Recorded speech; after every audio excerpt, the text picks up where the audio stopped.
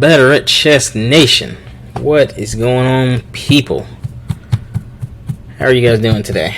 Today is day 16, week 3 of my 30-day daily chess puzzle challenge. So this is a challenge I decided to do for everybody, so everybody can kind of look at different situations and just see the game of chess differently based on what we've learned so far. And there's still a lot more to learn, and I'm working on getting my tactics and strategy series together for everyone, so we can we can do different puzzles and see different situations. And then, everything that you'll be learning will help you with your game. Like, if you can take one thing from this video and apply it to your game, I've done my job as a YouTube creator and as a chess instructor. So, enough about me, enough about all that jazz. Let's get started. So today we're going to talk about back rank, en passant, perpetual check, stalemate, and the fastest checkmate. Let's go. Alright, so okay. Here's what we have.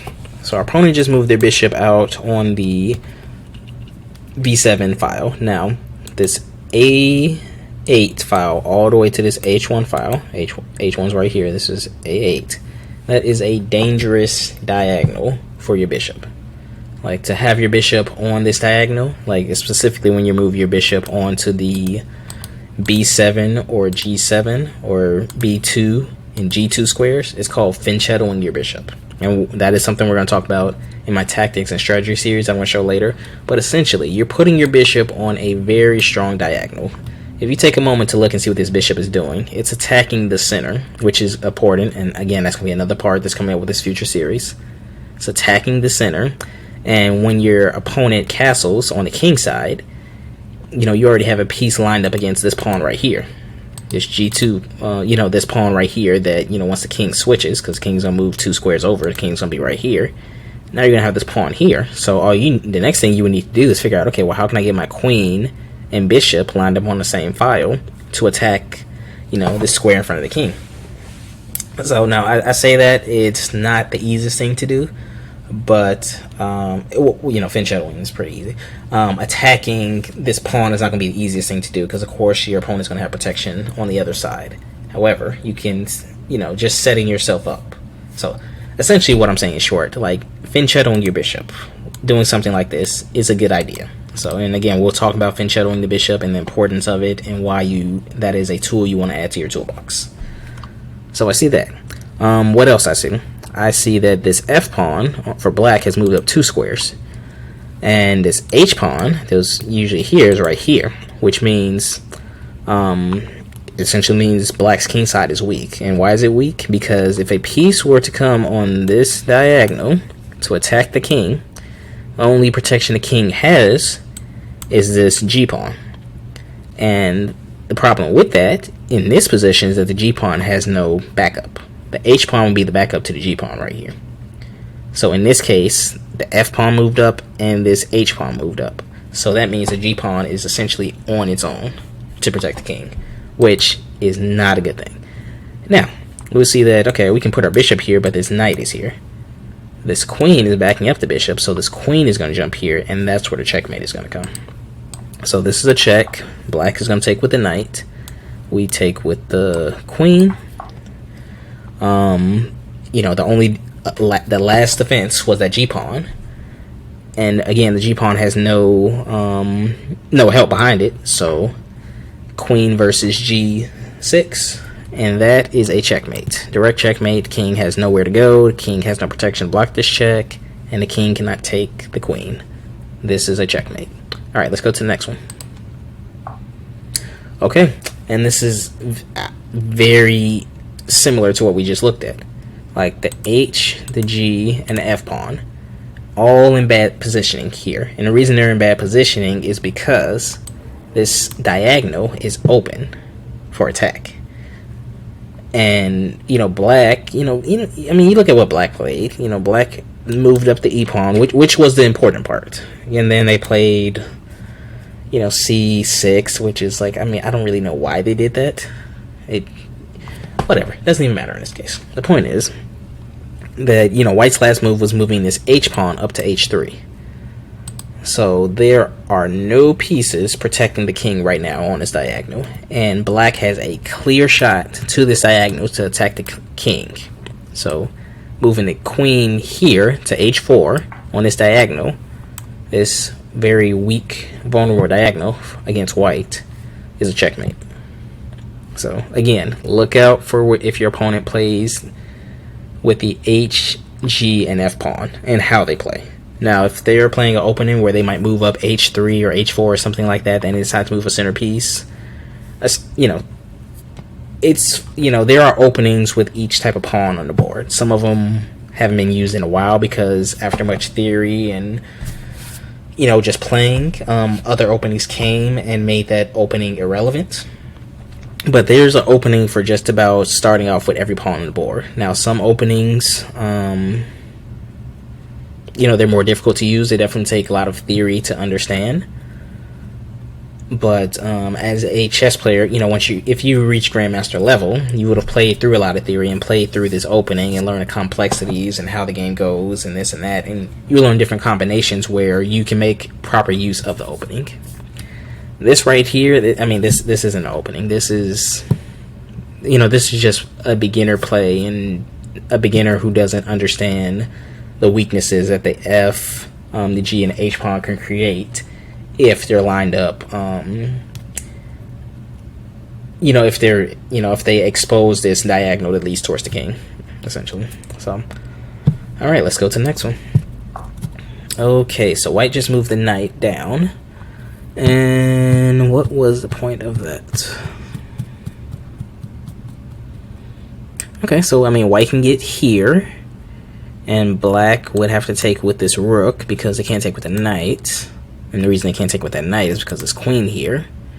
And taking with your knight will put your king in check, which is illegal in 50 states and countries. Yes, but you know what? That is something black does not need to learn. Need to worry about. Because see, white has its own weaknesses. We have the queen and the rook lined up. And we see this pawn right here. And who is this pawn protected by? It's protected by just the king. So that means this pawn is very weak. So what black is going to do is black is going to take this pawn. What is white forced to do? They're forced to move in a corner. So this is a back rank checkmate. That's checkmate. Let's do another one. Okay. And this one is very similar to literally the puzzle we just did. And with that, like, I'm hoping that as you guys see the different positions, you see that a lot of them are different but the same. It's like things have changed up some. You know, white might have, you know, some different positioning here. You know, they have this nice little pawn chain here, which we'll talk about in my tactics and strategy series coming soon. You know, they have this rook here that's protected by this pawn. You know, they have the queen out in the open. You know, their king is castled right here. They just have this rook right here. Black, for their side, you know, they have these two pawns here. You know, it's a small little pawn island, which we'll also talk about in the Tactics and Strategy series. And then they have these three pawns here, and this rook, you know, is kind of sitting here idle, not doing anything, as is white's rook. So, but black has this queen and rook lined up together. And again, we have this pawn that's sitting here waiting to be taken. Why? Because the only piece that is protecting it is the king. So, we're going to attack it. The king is going to have to move in a corner. The difference between this puzzle and the last puzzle is that white didn't have a rook on this side. And here is where black's rook comes into play here. Because see, we're going to take this pawn, right? White has to move in a corner. Now, this queen is attacking the square, and this rook is attacking the square. So black is going to play here, putting the king in check. This rook in the corner comes here to take it. Now, this rook is unprotected. The only thing can take... the rook is unprotected, and white can't do anything about it. So black can take this rook, and we have another back rank checkmate. Alright, let's go to another one.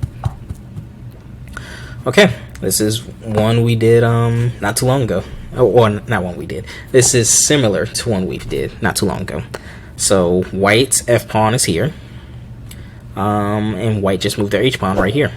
So black has already moved its E pawn and also the D pawn. So, you know, black wants to get control of the center, which black has. Because, you know, this pawn right here is protecting or controlling that square and that square. This pawn right here is controlling that square. So these two pawns in the middle of the board control these 4 squares. That's another reason why the center is important. But again, the center, that is another topic we were talking about in my tactics and strategy series. Coming soon. So, so when the E pawn has been moved up, that opens up a lane for both the bishop and the queen to get through. White doesn't have that lane. Black does have those lanes, that opening, right? So black can move their queen here. Now, white's only line of protection is this G pawn. This G pawn moves up, but the G pawn has nobody backing it up, so it's essentially dead in the water. You know, so you put in check here, and this pawn is dead on arrival. That's checkmate. White has nowhere to go. So, and you know, this is part of the fastest checkmate. And the reason it's called the fastest checkmate, because you know there have been some beginners who have moved up their F and G pawn and were checkmated in 4 moves. And you know that's known as fool's mate, and they've put a name to it because enough players have, you know, randomly made this move when initially learning chess that they can, you know, put a name to it. Now, this isn't necessarily fool's mates, you know, just because it didn't happen exactly how fool's mate is supposed to happen.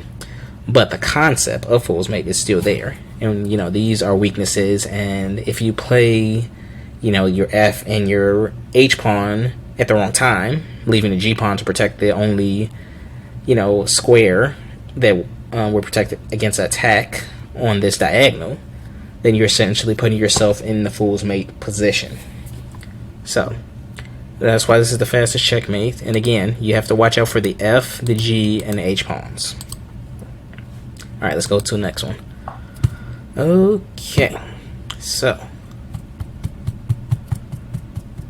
it is white to move, and white is, you know, white's king is out in the open here, so that, you know, that's one thing to take note of. Your king is out in the open, so your king is very vulnerable right now. So I imagine black is probably going to try to do something like that next. But again, white decided to move out the corner. So white moves here. So black decided to move there. Sorry. Black decided to move his king over there, so now black has those 5 squares around the king to move to. Now, I will talk about opposition in my tactics and strategy series, but this is essentially what opposition looks like. And it can happen from a distance, but this is direct opposition. It's when the kings are 1 square away from each other, right? This is the 1 square that is keeping the other king away. And also, outside of that, when the kings are lined up like this, there's really this 3 square barrier in between them. That means neither king could cross that barrier. For us, what that means is that instead of needing like 3 pieces right here to cut off 3 squares, our king cuts off those 3 squares. So now what we need to do is figure out, okay, well, how can I put the king in check? So we know the king has 5 squares around it that it can go to. So we already know that these 3 squares the king can't go to. So now it's about these 2 squares. What piece can we move to attack those 2 squares? Why, this rook right here. We move this rook down. This rook is covering this whole row, and that is a checkmate. So what we're going to do is we're going to move that rook down. This is a checkmate. Alright, let's go to the next one. Let's do one more here. So white just moved its king out of check. So, and the king decided to move over this rook right here. And, you know, the reason being is that if the king would move this way, then black's king could just take that rook. So, in this case, white has to protect his rook at all costs. Now, here's what I see.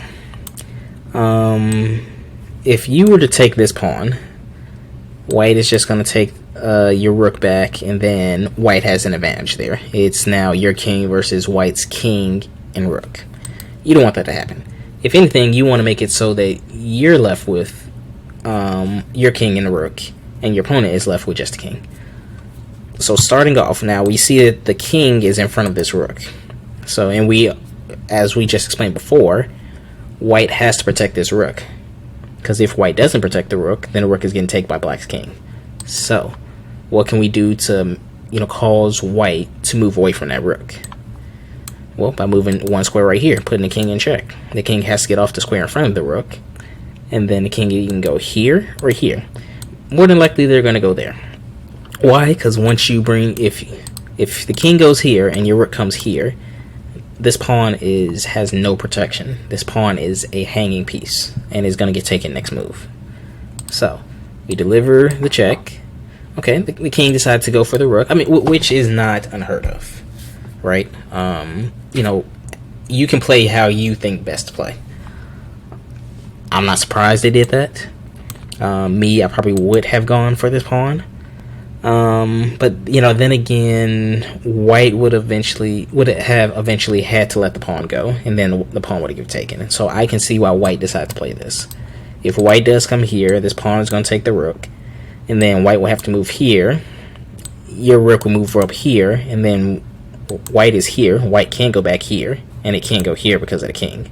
So these two squares are only squares that's right next to the pawn. So white would have to move, you know, anywhere else outside of these, you know, outside of these two squares, which is going to leave this pawn hanging. So white probably saw that and decided, you know what, let me just get on with it, pretty much. Let me move somewhere else, because that's what's going to happen. So black's going to take that. This pawn will get taken next move. White won't be able to do much about it. That's that. So actually, I will do one more, because, you know, I love you guys. So what do we have here? Okay. So it's a lot going on right here. So white decided to move their king up here, of course, so the rook can attack their next move. I think what we want to do is actually move our rook up here, and then white will move their rook there, and then we'll probably take with this. You know, white will probably, if we take with that, they'll actually, let's just see what happens here. Okay, they decide to move up. Now we can take with this pawn. That pawn will probably take back, and that way you have your rook left, instead of taking with the rook and the pawn takes back, and then you take back, and then the king just takes the pawn. So, but yeah, so that is day 16, people. If you liked the video, give it a thumbs up. Okay, give it a thumbs up. Share the video with anybody who you think would be interested in the video, the concepts we talked about, or just chess in general. If you are new to the channel, please subscribe. Become a part of Better at Chess Nation. At some point, I'm gonna get, you know, shirts and headbands and maybe some shoes. Maybe I can talk Nike into give me a shoe deal or something. You know, maybe some water that, you know, says Better at Chess. You know, I don't know. You know, whatever. At some point, I will get some merch for people to purchase. But until then, you know, subscribe to the channel. Get more chess content like this or other chess content that you want to see. And which reminds me, leave a comment below. Tell me what your thoughts on this video. You know, what are your thoughts on this video? Did you like it? Did you hate it? Did you want to see something else? And if you did want to see something else, what is that something you wanted to see? So whether it was a live chess game analysis, as in I'm playing game against somebody else and recording a video of me doing that, and I'm going through the moves I'm making and moves my opponent's making, and explaining the logic behind it that way. You want to see more puzzle videos? Do you want to see more lesson videos like I've done in the past, which I will pick back up on? You know, just tell me, what do, you know, the viewers here at Better at Chess Nation want to see? I want to give you guys what you want. But until then, I bid you guys adieu. Have a great day, and I will see you guys later. Take care.